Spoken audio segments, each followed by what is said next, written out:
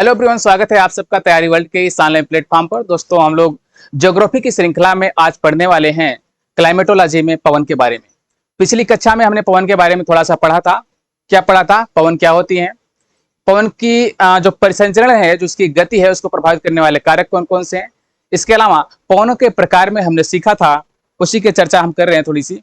पवनों के प्रकार में हमने क्या क्या सीखा था कि प्राथमिक पवनें क्या होती हैं, यह सीखा था। प्राथमिक पवन क्या है? प्राथमिक पवनें। इसके बाद हमने कहा था द्वितीयक पवनें होती हैं, जिसे और भी नामों से जानते हैं, द्वितीयक पवनें। इसके बाद हमने बात किया था किसकी? स्थानीय पवनों की। स्थानीय पवनों की। देखिए, प्राथमिक पवनों को और कुछ नामों से जानते हैं। हमने बताया था प्राथमिक पवनों को हम स्थिर पवनें कहते हैं, स्थायी कहते हैं, है ना।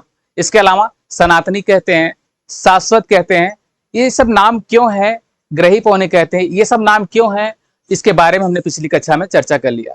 अगर आपको नहीं पता है या आपने नहीं देखा तो पिछला लेक्चर यानी लेक्चर 8 आप जाके देख सकते हैं। ठीक है, प्लेलिस्ट से आगे आज हम बात करने वाले सेकेंडरी की बात। ठीक है, इसको हमें पढ़ना है। सेकेंडरी द्वितीय पवनों को और भी क्या कहते हैं? इसे कहते हैं गौण पवनें। ठीक है, और क्या कहते हैं? आवर्ती पवनें कहते हैं। आवर्ती के अलावा क्या कहते हैं? इसे प्रादेशिक कहते हैं, प्रादेशिक। इसके अलावा इसे सामयिक भी कहते हैं। सामयिक के अलावा क्या कहते हैं? ऋतुवत, है ना। इन कई नामों से जानते हैं। यानी अगर द्वितीयक की बात कर रहे हैं, इंग्लिश में इसे क्या कहेंगे? Secondary winds. सेकेंडरी विंड्स के अलावा अगर हिंदी की बात करें, इन्हें विभिन्न नामों से जानते हैं। गौण पवनें, आवर्ती, प्रादेशिक, सामयिक, ऋतुवत। अगर इन नामों में से कोई भी एक नाम लिया गया तो आप ये समझेंगे सेकेंडरी विंड की ही बात हो रही है, यानी द्वितीय पवनों की ही बात हो रही है। ठीक है, आते हैं। इसके अलावा हम बात करने वाले हैं आज स्थानीय पवनों के बारे में। ये स्थानीय पवन जो है बेहद इंपॉर्टेंट है प्रत्येक परीक्षा के दृष्टि से, चाहे वो सिविल सर्विस हो, टीचिंग एग्जाम हो, और भी कोई भी जो भी एग्जाम होगा, स्थानीय पवन से क्वेश्चन बनता ही बनता है। स्थानीय पवन आपके लिए भी बेहद इंपॉर्टेंट है। कैसे इंपॉर्टेंट है इसके बारे में आगे बात करने वाले हैं। थोड़ी सी हम बात कर लेते हैं क्या क्या सीखने वाले हैं। और आज देखिए, यहाँ पे देख रहे हैं स्थल समीर, पर्वतीय समीर, रक्त वर्षा, doctor wind, chinook, harmattan, sirocco, blizzard, purga. ये जो नाम हमने पिक किया है, नाम सेलेक्ट किया, ये बेहद इंपॉर्टेंट है। ठीक है, ये बेहद इंपॉर्टेंट है। इसके अलावा भी कुछ जो बचते हैं उनके बारे में भी चर्चा करने वाले हैं, लेकिन यहाँ पर थंबनेल पर रखने के पीछे उद्देश्य ये कि बेहद इंपॉर्टेंट आपके लिए, दिमाग को पहले से आप फिट कर लीजिए। चलिए हम चलते हैं सीधे सेकेंडरी विंड के बारे में। दोस्तों, एक चीज आपने सीखा था यहां पर पवनों को प्रभावित करने वाले कारकों के बारे में, है ना। उस कारक में सबसे इंपॉर्टेंट कारक आपका था तापमान। याद है? तापमान। तापमान कैसे इंपॉर्टेंट है? तापमान के बारे में हमने बताया था कि जब टेम्परेचर सरफेस पे ज्यादा पड़ेगा, टेम्परेचर ज्यादा होगा यानी हाई टेम्परेचर होगा, तो टेम्परेचर और प्रेशर में एक संबंध होता है। जब टेम्परेचर हाई होगा तो प्रेशर क्या होगा? लो। बात क्लियर है? इस कॉन्सेप्ट को फिर से आप समझ लीजिए। किसी भी सरफेस का अगर तापमान ज्यादा है तो वहां पर वायुदाब की मात्रा कम होगी, या ऐसे कह लीजिए high temperature equal to low pressure. अगर टेम्परेचर हाई है तो प्रेशर क्या होगा? लो। इसका अपोजिट कर दें, अगर प्रेशर हाई है तो टेम्परेचर लो होगा। बात क्लियर है? आगे चलते हैं। आगे एक चीज और आपने सीखा है। क्या सीखा है? कि जो आपका एटमॉस्फेयर है, वायुमंडल है, ये गर्म कैसे होता है। इसके गर्म होने की प्रक्रिया के हम बारे में थोड़ी सी बात कर लेते हैं। इसकी बात इसलिए कर रहे हैं कि इसी का यूटिलाइजेशन, इसी का अनुप्रयोग है आगे आवर्ती पवनों की दिशाओं के बारे में, जो चलने की उनकी प्रक्रिया है।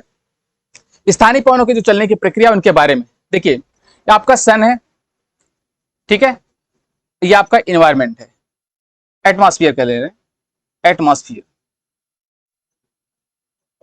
देखिए, यहां से सूर्य से जो आने वाली किरणें धरातल तक पहुंचती हैं। धरातल तक जो पहुंचती हैं, वो सूर्य की किरणें, जो विकिरण है, रेडिएशन है, इसकी किस फॉर्म में आता है? लघु तरंग दैर्ध्य। लघु तरंग दैर्ध्य। बात क्लियर है? यानी सूर्य से जो आने वाली विकिरण है वो धरातल तक किस रूप में पहुंचती है? लघु तरंग विकिरण के रूप में, लघु तरंग दैर्ध्य वाली विकिरण के रूप में, है ना। इसे कहते हैं हम एक शार्ट नाम से इसको समझ ले रहे हैं, शॉर्ट वेव सोलर रेडिएशन, है ना। ऐसा कर सकते हैं। इसके अलावा जब ये लघु तरंग दैर्घ्य आती है कहां पर, धरातल तक, क्योंकि वायुमंडल के जो गर्म होने की प्रक्रिया वो नीचे से ऊपर की ओर होती है, और नीचे से ऊपर की ओर इसलिए होती है क्योंकि जो सूर्य से आने वाली विकिरण है उसकी बहुत कम मात्रा से ही वायुमंडल थोड़ा सा गर्म होता है। गर्म कैसे होता है, ये जो विकिरण पहुंचती है आपके सरफेस पर, धरातल पर, तो धरातल से होता है पार्थिव विकिरण। ये धरातल इसको एब्जॉर्ब करती है, एब्जॉर्ब करने के बाद इसे रेडिएट करती है कहां पे, एटमॉस्फेयर में। अब बात यहीं पर समझने वाली है कि ये जो एटमॉस्फेयर में जो रेडिएट करती है, जो विकिरित करती है, यह दीर्घ तरंग फॉर्म होती है। किसमें, दीर्घ तरंग दैर्घ्य, इसे कहते हैं दीर्घ तरंग दैर्घ्य पार्थिव विकिरण, यानी लॉन्ग वेव टेरेस्ट्रियल रेडिएशन। बात समझ गए। ये शॉर्ट वेव सोलर रेडिएशन है जो सूर्य से आने वाली है, शॉर्ट वेव सोलर रेडिएशन। जो धरातल से हो रही है, पृथ्वी से हो रही है, उसे कहते हैं पार्थिव विकिरण, यानी लॉन्ग वेव टेरेस्ट्रियल रेडिएशन। बात इतनी क्लियर हो गई। अब आपका जो एटमॉस्फेयर है उसके गर्म होने की प्रक्रिया इसी से होती है, यानी कि धरातल का मतलब आपके वायुमंडल का मैक्सिमम भाग, या कह सकते हैं अधिकतम से अधिकतम भाग गर्म कैसे होता है, इसी दीर्घ तरंग दैर्घ्य पार्थिव विकिरण से, या कह सकते हैं लॉन्ग वेव टेरेस्ट्रियल रेडिएशन से। बात इतनी क्लियर हो गई। आगे बढ़ते हैं। हमें पढ़ना यहां पर क्या, द्वितीयक पवनों के बारे में। द्वितीयक पवनों के बारे में डेफिनेशन हम थोड़ा सा देख लेते हैं। जिन पवनों की दिशा मौसम या समय के अनुसार विपरीत हो जाती है या परिवर्तित हो जाती है, उसे क्या कहते हैं, सामयिक पवन। कहने का मतलब जो पवनों के चलने की दिशा है, एक निश्चित दिशा में बह रही पवन, और अगर एक निश्चित समय के बाद, यानी कुछ घंटों के बाद या कुछ दिन के बाद, अगर वो परिवर्तित हो जा रही, उसकी दिशा विपरीत हो जा रही, उसी को हम क्या कहेंगे, उसी को कहेंगे सामयिक पवन। देखिए यहां पर सामयिक पवन कहने का मतलब ये सेकेंडरी विंड से है। किससे है, सेकेंडरी विंड से। अब जब यहां पे मैं सेकेंडरी विंड कह रहा हूं तो आप ये समझिएगा, सेकेंडरी में से द्वितीयक भी कहा जा सकता है, गौण भी कहा जा सकता है, प्रादेशिक भी कहा जा सकता है, और ऋतुगत भी कहा जा सकता है। ये सब नाम एक ही है, तो कोई एक नाम पिक कर लिया हमने, सामयिक पिक कर लिया, सामयिक से हम पढ़ते हैं इसको। ठीक है, ऋतु के अनुसार जो परिवर्तित होगा या मौसम के अनुसार जो परिवर्तित होगा उसे क्या कहेंगे, सामयिक पवन। अब देखिए तुलना करते हैं हम इसको प्राथमिक पवन से। प्राथमिक पवन में आपने क्या पढ़ा था कि प्राइमरी विंड जो है, प्राइमरी विंड ये कब से चल रही है, जब से आपका ये प्लैनेट है, अर्थ है, तब से ये चल रही एक निश्चित पैटर्न पर, एक निश्चित दिशा में। बात क्लियर है, ये एक निश्चित दिशा में चल रही है। कहने का मतलब ये पूरे भौगोलिक क्षेत्र के बारे में बात कर रही है, ये बृहद बात कर रही है, पूरे महाद्वीपों के बारे में बात कर रही है। लेकिन जब हम सामयिक पवन की बात करते हैं, ये थोड़ा सा कम क्षेत्र को कवर करती है। ये कम क्षेत्र का मतलब ये कम करती किससे, जो सनातनी पवनों के बारे में आपने पढ़ा है, जो शाश्वत पवनों के बारे में यानी प्राथमिक पवनों के बारे में पढ़ा है, उससे कम एरिया को कवर करती है। लेकिन जो स्थानीय पवन आगे पढ़ने वाले उससे ज्यादा एरिया को कवर करती है। बात क्लियर हो गई, बात क्लियर हो गई। ये किसी भौगोलिक प्रदेश विशेष को प्रभावित करती हैं, इसलिए इसको क्या कहते हैं, प्रादेशिक पवन। बात क्लियर है, प्रादेशिक पवन किस लिए कहते हैं, यह किसी भौगोलिक प्रदेश विशेष को प्रभावित करती है, इसलिए कहते हैं इसको प्रादेशिक पवन। बात क्लियर है, आगे बढ़ते हैं। इसको दो भागों में बांट के हम पढ़ते हैं। कौन कौन से, इसको दो भागों में बांटते हैं। पहला है स्थलीय समीर तथा सागरी समीर। स्थलीय समीर तथा सागरी समीर इसे कहेंगे क्या, लैंड ब्रिज। ब्रिज का मतलब होता है समीर, और सागरी समीर को क्या कहेंगे, सी ब्रिज। आगे देखें, दूसरा किसमें बांटेंगे हम, पर्वतीय समीर तथा घाटी समीर। पर्वतीय को हम कहते हैं क्या, कैटाबेटिक, और इसे कहते हैं एनाबेटिक। इसका नाम इसका क्यों है, इसका प्रभाव क्या है, दिन और रात में कैसे परिवर्तित होता है, आगे हम पढ़ने वाले हैं। ठीक है, चलिए शुरुआत करते हैं हम स्थलीय समीर से। हमें पढ़ना है स्थलीय समीर के बारे में। स्थलीय समीर की क्या सिचुएशन होती है, खूब ध्यान से समझिएगा।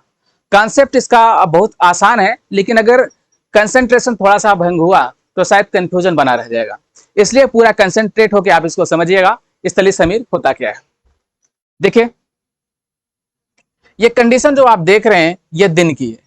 कब की है, ये दिन की स्थिति है, यानी डे की सिचुएशन है। अब जब डे की बात हो रही है, यही आपका सन है, यहां से सोलर रेडिएशन लघु तरंग दैर्घ्य के भाग में देखिए ये आपका स्थल वाला भाग है और ये जल का भाग है। ये पूरे सतह पे पड़ रहा है।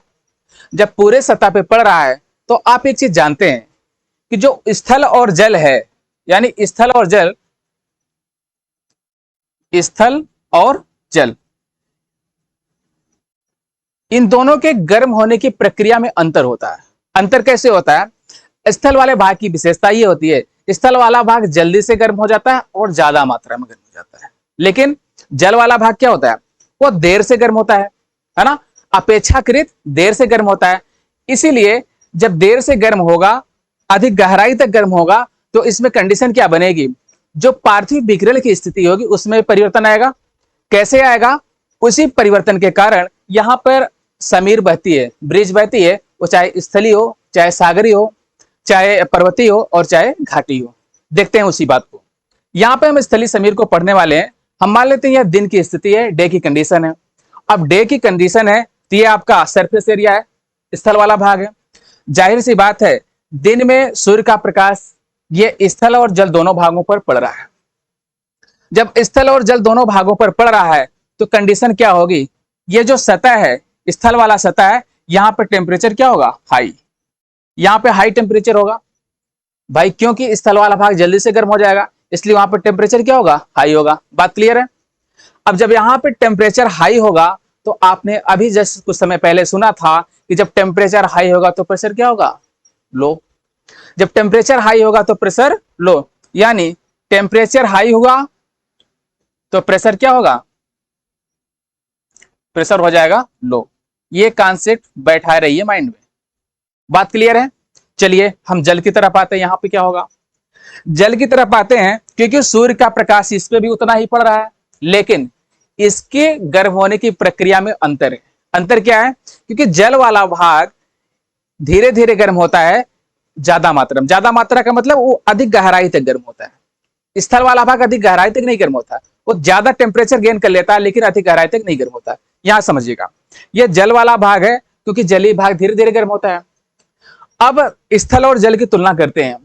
दिन का प्रकाश बराबर मात्रा में पड़ रहा है, यहां पर हाई टेम्परेचर हो गया स्थल पर।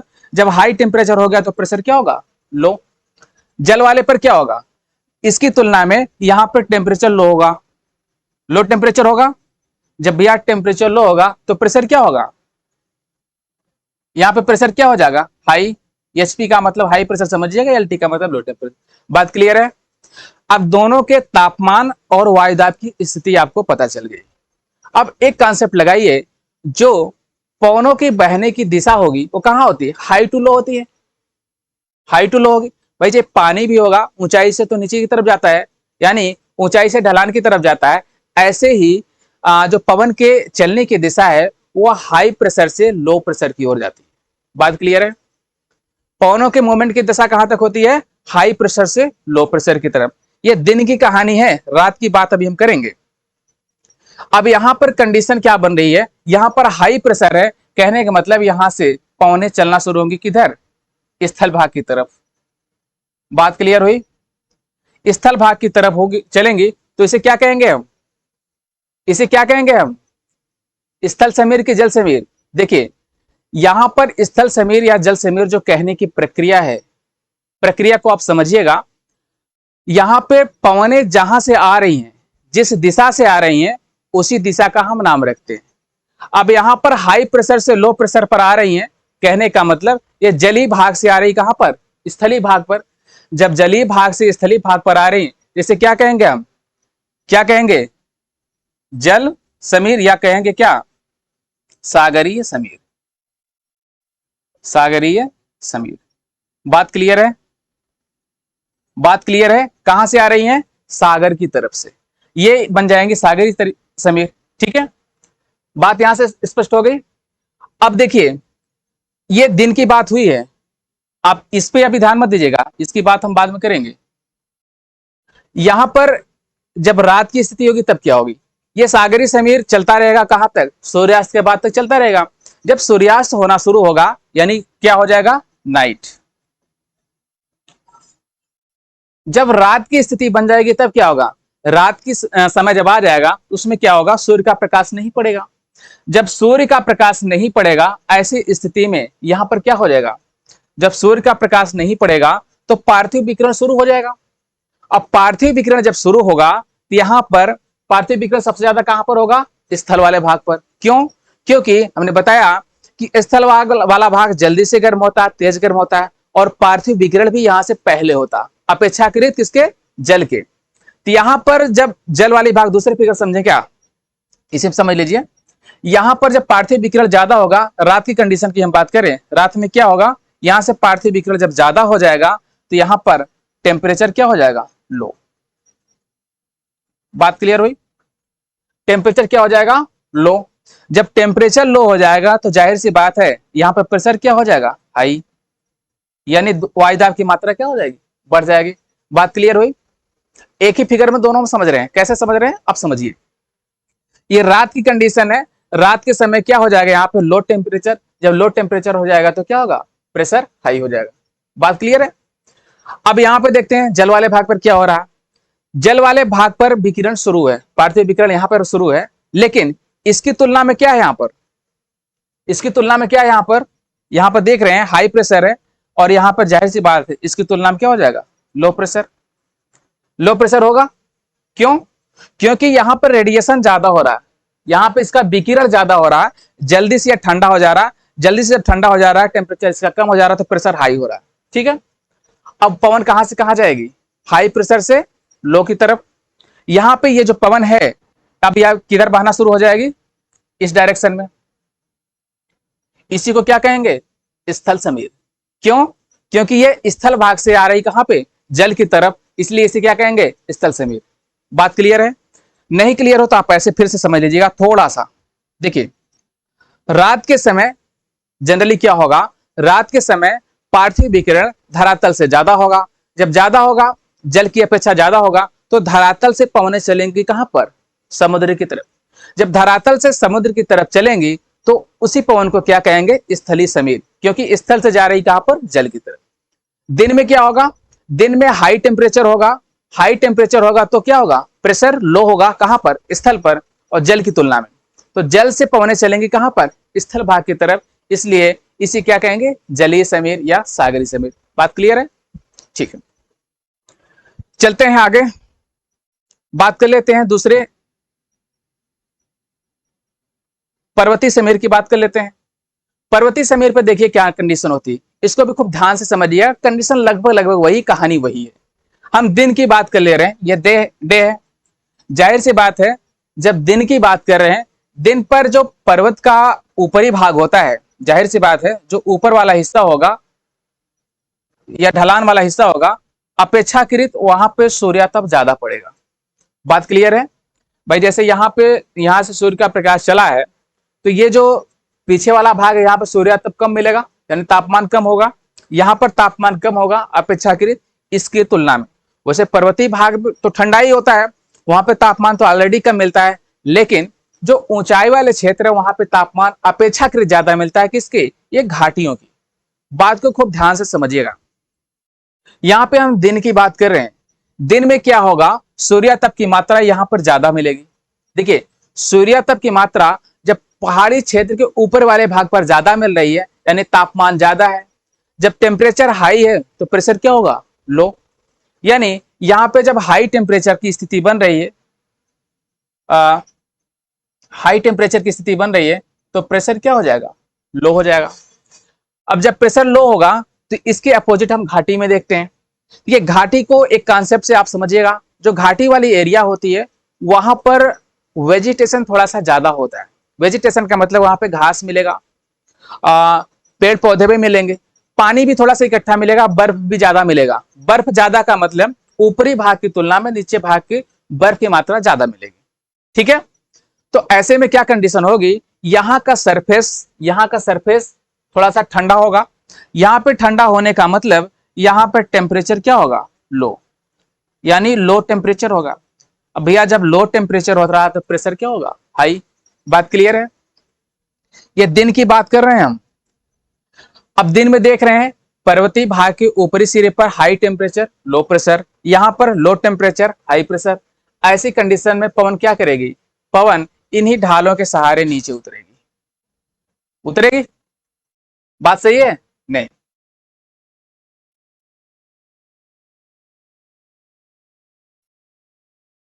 ऐसी कंडीशन में क्या है, पवन का जो फ्लो होता है कहां से होता है, हाई प्रेशर से। हाई प्रेशर से कहां पे जाती है, लो प्रेशर पर। बात समझ रहे हैं? हाई प्रेशर से किधर जाएंगी, लो प्रेशर पर। अब यहां पे उच्च वायुदाब की स्थिति है, हाई प्रेशर की स्थिति है, तो ये पवनें कहां पे जाएंगी, लो प्रेशर की तरफ। ठीक है, लो प्रेशर की तरफ ऐसे बहेंगी। क्योंकि ये पवने जो हैं, ये पवने जो है नीचे से कहां जा रही हैं, ऊपर की तरफ। आप इससे कंफ्यूजन मत पड़िएगा, हम इसकी बात नहीं कर रहे हैं। यहां पे दोनों चीजें एक ही फिगर में हम बता दे रहे हैं। ठीक है, यहां पर घाटी से ऊपर जा रही हैं। देखिए, आपने ये पढ़ा है कि जहां से पवने आ रही हैं उसी का नाम हम दे देंगे, उसी का नाम दे देंगे। अब ये पवने घाटी से कहां जा रही हैं, पर्वत के ऊपरी भाग पर। जब घाटी से ऊपरी भाग पर जा रही हैं, इसी को कह देंगे क्या, घाटी समीर। बात क्लियर है? इसी को क्या कह देंगे, घाटी समीर। यही क्या हो जाएगा, घाटी समीर। इंग्लिश में कह देंगे एनाबेटिक, एनाबेटिक ब्रिज। आई होप ये कॉन्सेप्ट आपको समझ में आ गया हो। ठीक है, अब ये कहानी यहीं पर बंद करके थोड़ा सा नाइट वाली कंडीशन देख लेते हैं। इसी फिगर में देख लें क्या, इसी में देख लेते हैं।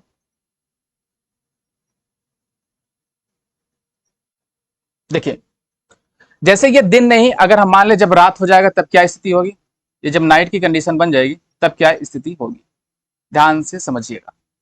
नाइट की स्थिति में क्या होगी, इसकी जो कहानी है इसका जस्ट उल्टा हो जाएगा।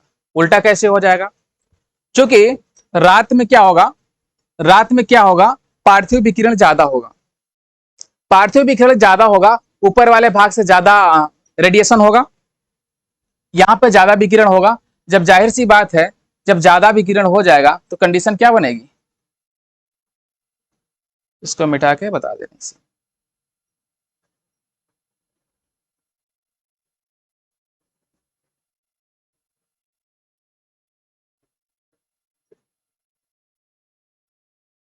देखिए, रात के समय पार्थिव विकिरण ज्यादा होगा, जब पार्थिव विकिरण ज्यादा हो जाएगा तो यहाँ पर टेम्परेचर क्या हो जाएगा, लो, या एलटी कर रहे हैं, लो टेम्परेचर।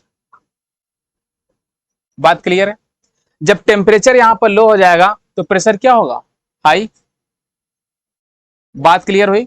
ये ऊपरी भाग की हम बात कर रहे हैं, पहाड़ी क्षेत्र के ऊपरी भाग की बात कर रहे हैं। रात के समय पार्थिव विकिरण ज्यादा होगा।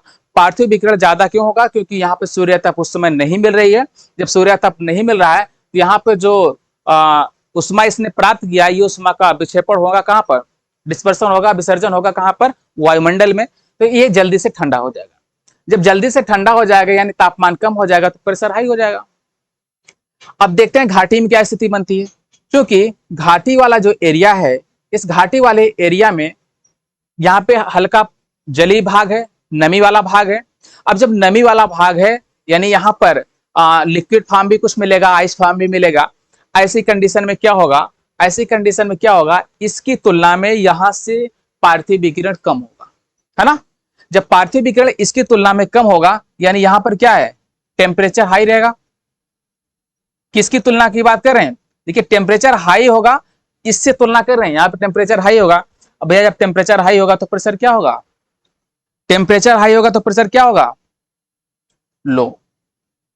बात कंफर्म है? बात समझ गए? रात के समय पार्थिव विकिरण ऊपर से ज्यादा हो जाएगा। जब ऊपर से ज्यादा हो जाएगा, पहाड़ी क्षेत्र ऊपर ज्यादा हो जाएगा, टेम्परेचर जब उसका ज्यादा चला जाएगा तो प्रेशर हाई हो जाएगा। घाटी में क्या होगा, घाटी में टेम्परेचर ज्यादा है, जब टेम्परेचर ज्यादा है तो प्रेशर कम होगा। अब पवन जो चलेगी, चलने की दिशा क्या है उसकी, हाई टू लो चलती है, हाई प्रेशर से लो। अब यहां पर हाई प्रेशर है तो पवनें चलेंगी इधर, कहां, घाटी की तरफ। ऐसे चलेंगी कहां पे, घाटी की तरफ। बात समझ में आ रहे हैं? घाटी की तरफ कहां से आ रही हैं, ऊपर से, पर्वतीय सिरे से। इसलिए इसी को क्या कहेंगे हम, इसी को कहेंगे पर्वतीय समीर।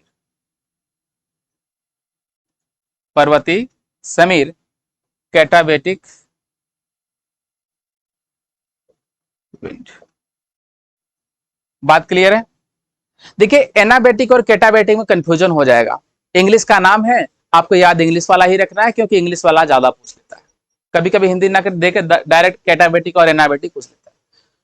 समझते हैं एक मजाकिया अंदाज में।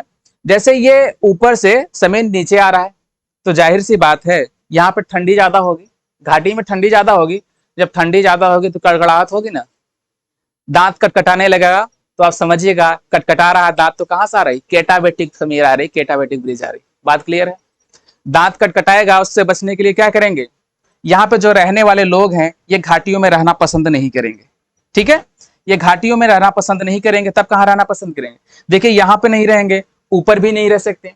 ऊपर नहीं रहने का पीछे कारण क्या है, यहाँ पर वनस्पतियां कम है, रहने लायक कंट्रोल कंडीशन नहीं है। तो यहाँ के जो रहने वाले लोग हैं कहाँ आएंगे, इस बीच में आएंगे।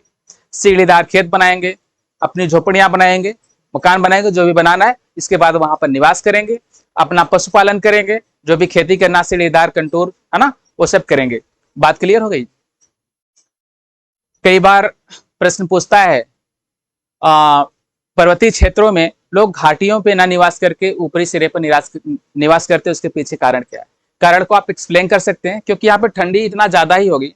अब कल्पना करिए आप, जैसे दिन की ही कंडीशन होगी, सूर्यातप की मात्रा तो ऐसे कम मिलती है, अब यहाँ पर तो और भी ज्यादा कम मिलेगी। जब और ज्यादा कम मिलेगी तो लंबे समय तक ठंडी का मौसम बहुत ज्यादा बना रहेगा, यानी वो बर्फ में धीरे धीरे तब्दील होने लगेंगी। तो वहां पर रहने की क्लाइमेट उतनी अच्छी नहीं रह पाएगी। बात क्लियर है, चलते हैं आगे। आपने क्या सीख लिया, स्थलीय समीर और सागरी समीर, डिफरेंस आप समझिएगा। आप एक को दिमाग में बैठाइएगा, दूसरे का अपोजिट कर लीजिएगा। एक का दिमाग बैठाने का कंडीशन मतलब ये है, जैसे जब हम बात कर रहे हैं सागरी समीर की, इसको थोड़ी देर के लिए भूलिएगा। हम सागरी समीर की अगर हम बात कर रहे हैं तो आप ये आइडिया लगाइएगा, सागरी की बात हो रही है तो पवन जो है वो सागर से आ रही होगी स्थल की तरफ। बात क्लियर है, सागरी की बात हो रही है तो सागर से स्थल की तरफ आ रही है। आते हैं पर्वतीय की बात कर लेते हैं, पर्वतीय और घाटी की। अब पर्वतीय समीर कब बहेगा, पर्वतीय समीर का मतलब पर्वत से जो समीर है यानी पवने हैं वो घाटी की तरफ कब उतरेंगी, जब पर्वत पर तापमान कम होगा, ऊपरी सिरे पर तापमान कम होगा। और ऊपरी सिरे पर तापमान कम कब होगा, रात में। तो रात में क्या पर वहां से पवने कहाँ आएंगी, घाटी में। इसी क्या कहेंगे, कैटाबेटिक, ठंडी बढ़ेगा, दांत कटकटाएगा। ठीक है, इसका जस्ट अपोजिट कर लीजिएगा। एनाबेटिक कब होगा, यानी घाटी से ऊपर कब जाएंगे भैया, घाटी से ऊपर कब जाएंगे, जब वहां पर टेम्परेचर हाई होगा। ऊपर टेम्परेचर हाई कब होगा, दिन में। इतनी ही बात है, इसको आप रिवीजन करिएगा, इसको नोट्स बनाइएगा, अपने दिमाग में ऐसे ही सोचिएगा। ठीक है, सब क्लियर हो जाएगा। आगे हम बढ़ते हैं, घाटी समीर हो गया, आगे हम स्थानीय पवनों की बात कर लेते हैं। देखिए बड़ी महत्वपूर्ण टॉपिक है क्या, स्थानीय पवन। स्थानीय पवन की अगर हम बात करें तो शायद ही कोई एग्जाम ऐसा होता होगा जिसमें स्थानीय पवन के बारे में न पूछा जाता, वो चाहे सिविल सेवा का एग्जाम हो, चाहे टीचिंग का एग्जाम हो, चाहे कोई वनडे एग्जाम हो, सबके लिए बेहद महत्वपूर्ण है। ठीक है, और एक दुख की बात आपके लिए यह भी है कि जो स्थानीय पवन है इसको आपको काफी चीजें हद तक रटनी पड़ती हैं, क्योंकि मैप से सारी चीजों को एक जगह समझाना थोड़ा सा मुश्किल होगा।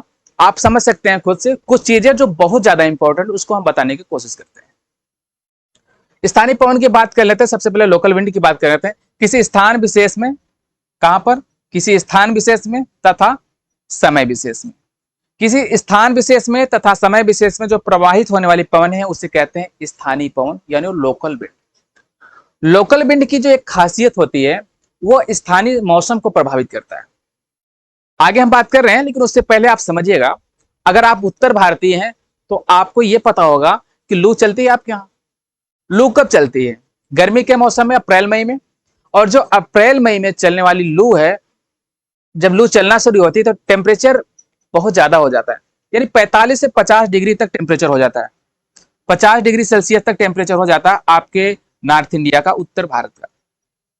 इससे फर्क क्या पड़ता है, मौसम इसका ड्राई हो जाता है, शुष्क हो जाता है, सूखा हो जाता है। और जब मौसम सूखा हो जाता है तो वो ह्यूमन बीइंग हो या वनस्पतियां हो, सबको प्रभावित करता है, दुष्प्रभावित करता है। तो कहने का मतलब वहां के तापमान को जब बढ़ा देगा तो वहां पे जो मौसम की सिचुएशन है, जो सीजनल सिचुएशन है, वो चेंज हो जाती है। ऐसे जितनी भी स्थानीय पवने हैं, इनको दो भागों में बांट के हम पढ़ते हैं, एक गर्म पवने और एक ठंडी पवनें। गर्म पवनों की बात करें, जो आप अभी लू का एग्जाम्पल ले रहे हैं, ये लू, मैं लू का एग्जाम्पल इसलिए लिया हूं कि लू से ज्यादातर लोग परिचित हैं, क्योंकि आप यहीं के हैं, नॉर्थ इंडिया के। तो चलते हैं आगे। प्रभावित होने वाली पवनों को स्थानीय पवन कहते हैं। बात कर लेते हैं, ये छोटे भौगोलिक क्षेत्र को प्रभावित करती हैं। जी बिल्कुल प्रभावित होती हैं, तथा स्थानीय मौसम को काफी हद तक प्रभावित करती हैं। अभी हमने बात कर लिया, ये स्थानीय मौसम को काफी हद तक प्रभावित करती हैं। ठीक, आगे बढ़ते हैं। इन्हें दो भागों में बांटते हैं, गर्म पवनें और ठंडी पवनें। गर्म पवनें और ठंडी पवनें, पहली बात हमने कर लिया गर्म पवनों की, इसके बाद बात कर लिया क्या, ठंडी पवनों की। गर्म पवनों को हम पहले पढ़ लेते हैं। कुछ गर्म पवनों की लिस्ट हमने बना के रखा है, इस लिस्ट का पीडीएफ हम आपको दे देंगे, आप इसको बढ़िया से समझिएगा, याद करिएगा। याद करने का मतलब दो दो चार चार करके रोज याद करिएगा, याद हो जाएगा अच्छे से। इंपॉर्टेंट को कलेक्ट किया है बहुत सारी। लोकल विंड में गर्म पवनों की बात कर लेते हैं। सबसे पहले बात कर लेते हैं चिनूक। चिनूक कहां मिलता है? चिनूक मिलता है आपका यूएसए और कनाडा में। भैया यूएसए और कनाडा है कहां पर? नॉर्थ अमेरिका में।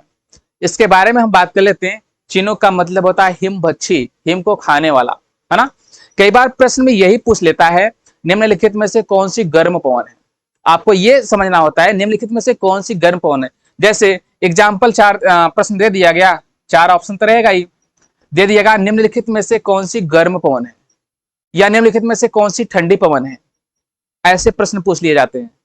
और चिनूक कहां पाया जाता है, ऐसे प्रश्न पूछ जाएंगे। मतलब किसी भी लोकल विंड का, किसी भी स्थानीय पवन का नाम दे दिया जाएगा, इसका स्थान कहां पर है। या प्रश्न का एक तरीका और भी है ट्रेंड में, तरीका यह है कि कोई 4 पवनों का नाम दे देगा और 4 जगहों का नाम दे देगा, आपको क्या करना, मैच करना पड़ेगा, है ना। बात क्लियर हुई। तो प्रश्न कई प्रकार से यहाँ पे पूछे जाते हैं स्थानीय पवनों को, ये बेहद बेहद इंपॉर्टेंट है। आप इसको खूब बढ़िया से क्या कह लें, देखिए हम रटने के पक्ष में तो नहीं रहते हैं, लेकिन कुछ चीजें तो रटनी पड़ेंगी ही, तो आप रटिएगा, धीरे धीरे कॉन्सेप्ट भी समझेंगे। चलते हैं आगे। फॉन की बात कर लेते हैं। स्विट्जरलैंड, ऑस्ट्रिया, जर्मनी में मिलता है। अभी 2-3 के बारे में हम बात और भी कर लेंगे। सांताना, ये यूएसए में मिलता है, ये इंपॉर्टेंट है, बहुत इंपॉर्टेंट। सांताना बहुत पूछा गया, चिनूक फॉन बहुत पूछा गया, जोंडा भी बहुत पूछा गया, ये अर्जेंटीना में मिलता है। कहां पर? आगे हबूब की बात कर लें, हबूब सूडान। खामसिन जो है इजिप्ट में मिलता है, यानी मिस्र में। सिराको की बात करें, सिराको मिलता है इटली में। सिराको को कहते हैं रक्त वर्षा, क्यों कहते हैं इसके बारे में अभी आपको बता रहे हैं। कभी कभी प्रश्न पूछता है निम्नलिखित में से किस पवन को रुधिर वर्षा वाली पवन कहते हैं। रुधिर वर्षा या रक्त वर्षा यानी ब्लड रेन की बात करते हैं। ब्लड रेन की बात इसलिए कहते हैं क्योंकि ये जब इसका जब जल गिरता है, इसके आने के बाद जब बरसात होती है तो धरातल लाल हो जाता है। लाल होने के पीछे कारण क्या है? ये सहारा मरुस्थल से होकर आती है, अपने साथ लाल डस्ट होते हैं उसमें। कैसे होते हैं अभी थोड़ी देर में हम आपको बता रहे हैं। गिबली की बात कर लें, कहां मिलता है? लीबिया में। Chile, Tunisia, leveche, Spain. Next, ये हरमट्टन बहुत ज्यादा इंपॉर्टेंट है। ये हरमट्टन को डॉक्टर विंड भी कहते हैं। डॉक्टर विंड पहली बार सुन रहे हैं। डॉक्टर विंड का मतलब क्या है? डॉक्टर हवा जी। क्यों है अभी बता रहे हैं आपको। समूह मिलता है ईरान में। लू से आप परिचित हैं, लू आपके यहाँ की उत्तर भारत में मिलता है, पाकिस्तान के भी कुछ भाग में मिलता है। काराबुरान, ये भी बहुत इंपॉर्टेंट है। तरिम बेसिन ऑफ चाइना, कभी कभी चाइना ही दे देगा, ठीक है। काराबुरान कहां मिलता है? चाइना में। बाग्यो, फिलीपींस, ये भी खूब पूछा है, जो पूछा गया खूब वही को हमने कलेक्ट किया है। ऑस्ट्रेलिया में मिलता है ब्रिक फेल्डर। ब्रिक फेल्डर का मतलब, ब्रिक का मतलब ईंट, फिल्डर का मतलब तोड़ने वाला, ईंट तोड़ने वाला। यहाँ पे ईंट तोड़ने वाले की बात की, अभी आपने शुरू में पढ़ा था चिनूक। चिनूक को हमने क्या कहा था? हिमबच्ची, हिम को खाने वाला है। चिनूक की जो क्वालिटी है लगभग वही क्वालिटी इसकी भी है। किसकी? ब्रिक फिल्डर की। कैसे है अभी बताते हैं।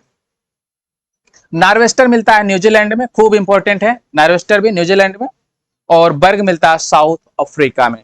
तो नार्वेस्टर, न्यूजीलैंड, जोंडा, चिनूक, समूह, फॉन और हरमट्टन, सिराको, ये सब बहुत इंपॉर्टेंट है। इंपॉर्टेंट मतलब जो हम 19 का कलेक्शन किए, आप इसको शब्द से रट जाइए। आगे बढ़ते हैं, कुछ जो बेहद इंपॉर्टेंट उसके बारे में थोड़ी चर्चा कर लेते हैं। चिनूक के बारे में कर लेते हैं। चिनूक यह राकी पर्वत के पूर्वी ढाल के सहारे नीचे उतरती है। देखते हैं थोड़ा सा मैप लगा है कि नहीं। देखिए देख रहे हैं यह आपका है क्या, नॉर्थ अमेरिका, नॉर्थ अमेरिका। यहां पर देखेंगे आप क्या, चिनूक यही है, ये आपका है क्या, राखी पर्वत का बेल्ट यही है ना, राखी पर्वत का बेल्ट यही है। तो यहां से क्या होता है, यहां पे ये चिनूक है, यहां पे ये क्या, नॉर्दर। चिनूक क्या है, इसके सहारे, पूर्वी ढाल के सहारे नीचे उतरती है। जब नीचे उतरती है तो उसमें कंडीशन क्या होती है, वहां पे बहुत ज्यादा बर्फबारी हुई रहती है। जब बर्फ की मात्रा बहुत ज्यादा होती है, जब ये पवन आती है, बहुत राहत मिलता है। राहत कैसे मिलता है, यहाँ की बर्फ पिघल जाती है, और जब बर्फ पिघल जाती है तो कहने का मतलब धरातल जो है थोड़ा सा बर्फ से खाली हो जाएगा। तो ऐसी कंडीशन में वहां पे कुछ घास उगती है। जब घास उगती है तो चारागाह के लिए आसानी हो जाएगी वहां पे। इसके अलावा कुछ फसलें पैदा होंगी, ठीक है। इस पवन के आने से यहाँ पर बर्फ समाप्त हो जाती है, इसलिए कहते हैं चिन्हों के, क्या कहते हैं, हिमभच्छी। क्या कहते हैं, हिमभच्छी। ये जो चिनूक शब्द है, रेड इंडियन यहाँ की एक ट्राइब है, रेड इंडियन नाम सुना है आपने। ये रेड इंडियन के ट्राइब से, मतलब इनके कल्चर से ही एक शब्द लिया गया चिनूक, जिसका मतलब होता है हिमभच्छी। इसी के आधार पर इसका नाम रखा गया क्या, चिनूक। क्लियर है। आगे बढ़ते हैं, एक दूसरे पवन के बारे में पढ़ लेते हैं, फॉन के बारे में। देखिए, फॉन आल्पस पर्वत के उत्तरी ढाल के सहारे नीचे उतरती है तथा ऑस्ट्रिया, जर्मनी और स्विट्जरलैंड में प्रवाहित होती है। प्रश्न में क्या कहेगा, फॉन निम्नलिखित में से फॉन पाई जाती है कहां पे, तीनों में से किसी का नाम देगा, ऑस्ट्रिया में भी, जर्मनी में भी, स्विट्जरलैंड में। ठीक है, आप उससे कंफ्यूजन मत करिएगा। थोड़ा सा देख लेते हैं इसके लोकेशन के बारे में भी। आल्पस पर्वत कहां मिलता है, आल्पस पर्वत कहां मिलेगा, अरे भाई यूरोप में ही मिलेगा। यहां से यही है फॉन, देख रहे हैं फॉन यही है। ये फॉन यहां से कहां मिलेगा, ये आल्पस पर्वत के सहारे ये ऊपर उतरती है।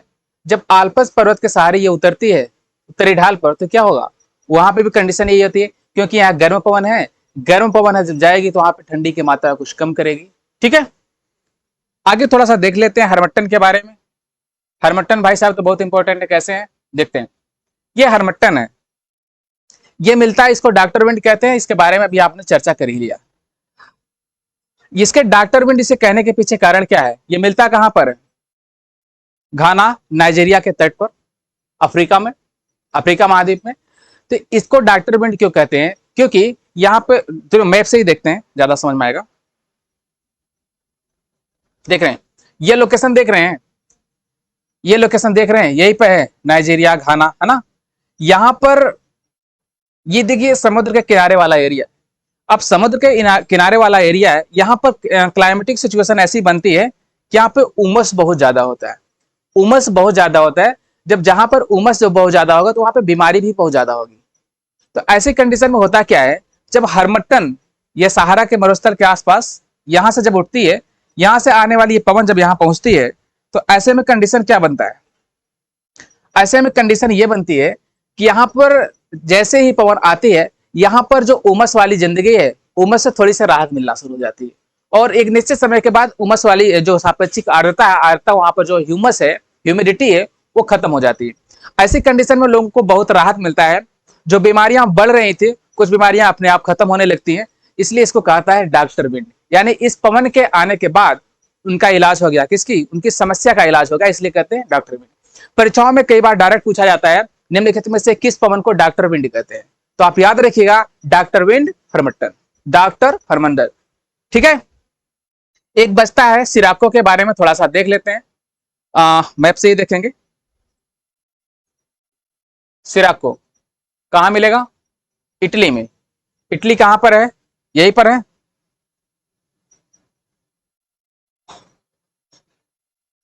नहीं ये तो मिस्र है।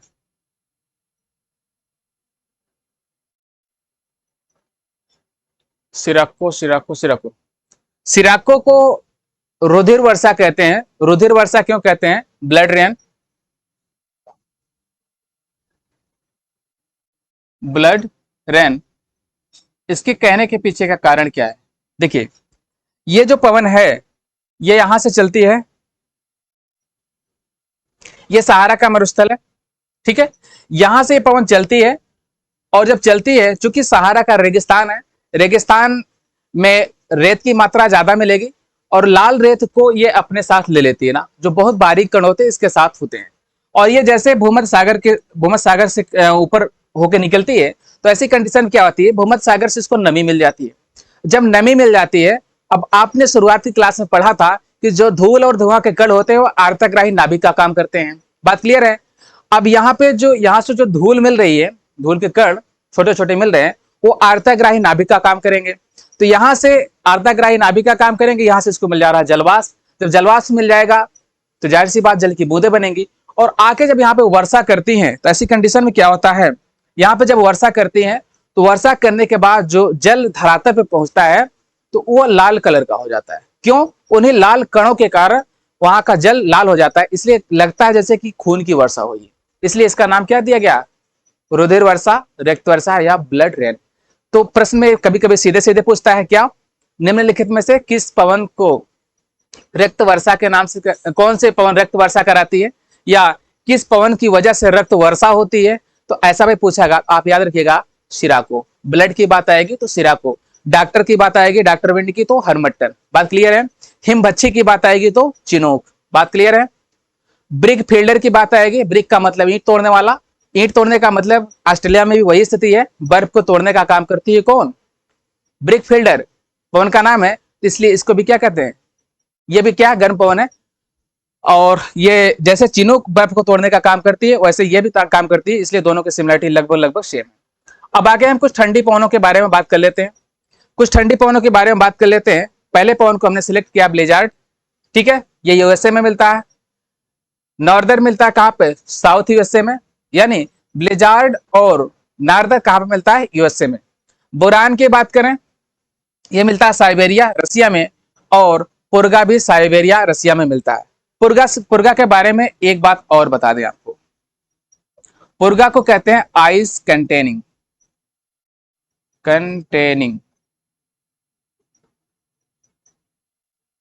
आप मूवियों में ही देखे होंगे कि कभी कभी हवाएं तेज चलती हैं, चलने के साथ साथ बर्फ के कण भी उड़ते हैं, ठीक है। पुर्गा को आप ऐसे याद रखिएगा, पुर्गा आइस कंटेनिंग कोल्ड विंड है। कहने का मतलब एक ऐसी ठंडी पवन है जो अपने साथ बर्फ के टुकड़ों को लेकर भी चलती है।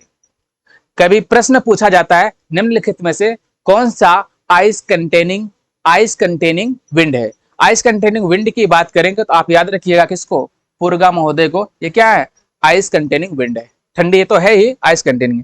मिस्ट्रल फ्रांस खूब पूछा गया है और बहुत सारी परीक्षाओं में पूछा गया। निम्नलिखित में से मिस्ट्रल कहां पाया जाता है, फ्रांस में, मैचिंग करने में खूब पूछा गया है। बोरा की बात करें, एड्रियाटिक कोस्ट पहले जिसका नाम था क्या, यूगोस्लाविया, ठीक है।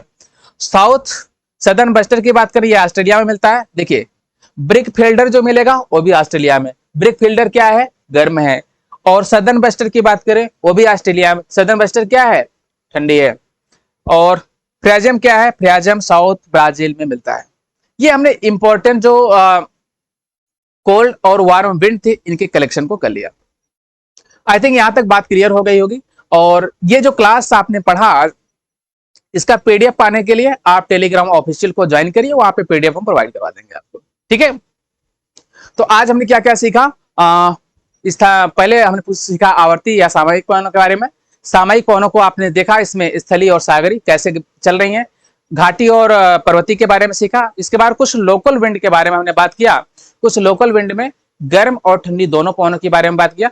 इनको आपको बेहतरीन समझना है, आप चाहे यहां से स्क्रीनशॉट ले लीजिए और चाहे इसका पीडीएफ प्राप्त कर लीजिए टेलीग्राम के ऑफिस चैनल पे, ठीक है। तो क्लास आज की ओवर करते हैं। आपसे एक गुजारिश है, कह सकते हैं कि आप वीडियो को और लोगों तक पहुंचाइए, आपके साथ साथ वो भी लाभ उठा पाए। जो थोड़ा बहुत हम प्रोवाइड कराने की कोशिश कर रहे हैं, इसका लाभ और लोगों को भी मिले, ठीक है। तो इन्हीं चीजों के साथ आज का क्लास हम ओवर करते हैं। कल मिलते हैं एक बेहतरीन एक नए टॉपिक के साथ, तब तक के लिए बहुत बहुत धन्यवाद। पढ़ते रहिए, मुस्कुराते